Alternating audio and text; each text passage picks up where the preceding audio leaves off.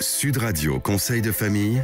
La chronique patrimoine avec Fee Investment Manager. Fee Investment Manager gère vos actifs financiers au plus près de vos objectifs. Bonjour Stéphane Moller. Bonjour Olivier Daudet. Stéphane Moller, fondateur et président de Via Wealth Management. La gestion de patrimoine, c'est votre métier depuis plus de 10 ans. C'est d'abord et surtout une passion chaque jour avec vous, les conseils dont nous avons besoin pour créer et faire fructifier notre patrimoine. Aujourd'hui, on va parler fiscalité et plus précisément, Stéphane, des fameuses niches fiscales. Au juste, qu'est-ce qu'on entend par niche fiscale? C'est quoi et comment ça marche? Ce que l'on appelle une niche fiscale, Olivier, c'est une façon d'investir qui va soit nous permettre de réduire nos impôts, soit une façon de générer un revenu peu ou pas fiscalisé.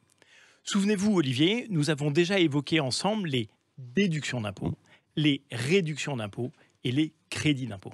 Très juste. Ça nous a valu d'ailleurs au passage quelques bonnes questions, beaucoup de questions sur le blog de conseils de famille. Mais Stéphane, soyons concrets, des exemples. Commençons par décrire quelques-unes de ces niches fiscales qui permettent de défiscaliser, c'est-à-dire de réduire ses impôts. Dans la catégorie des déductions, nous trouvons les pensions alimentaires, les déficits fonciers. Faire des travaux dans un immeuble loué peut être une solution très efficace pour réduire ses impôts. Et verser de l'argent sur un PER, que nous avons déjà évoqué. Autant de bons outils de déduction d'impôts. C'est plafonné? Non, il n'y a pas vraiment de cumul dans le plafond des déductions d'impôts. Bon à savoir. Et s'agissant des réductions et des crédits d'impôt, Stéphane? Pour les réductions et les crédits d'impôt, le principe, c'est qu'il y a un plafond de réduction et crédit d'impôt de 10 000 € par foyer. Par exemple?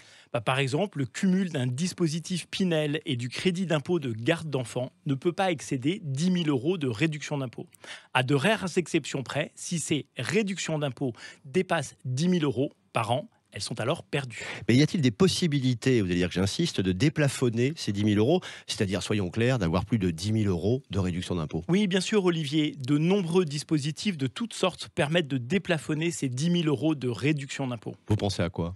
Le Girardin, qui consiste à financer des projets dans les DROMCOM ou les dons aux œuvres, quelques types d'investissements immobiliers comme le Malraux ou l'achat de monuments historiques. Mais tous ces dispositifs sont vraiment à utiliser avec parcimonie. Il existe bien d'autres façons encore de réduire ces impôts? Olivier, il en existe des dizaines et des dizaines, mais souvent, il peut être préférable, plutôt que d'essayer de réduire ses impôts par des dispositifs, de proposer ou de réfléchir à quelques arbitrages. Par exemple, quand c'est possible, je vous conseille de privilégier la location meublée à la location nue. C'est un excellent moyen de réduire ses impôts et ses revenus locatifs. Merci Stéphane. À demain. À demain, Olivier. Conseil de famille à retrouver en podcast à sudradio.fr. Vos bonnes questions sur le blog de Conseil de famille. Conseil au pluriel-de-famille.com. À demain. C'était Sud Radio Conseil de famille. La chronique patrimoine avec Fee Investment Manager. Fee Investment Manager gère vos actifs financiers au plus près de vos objectifs.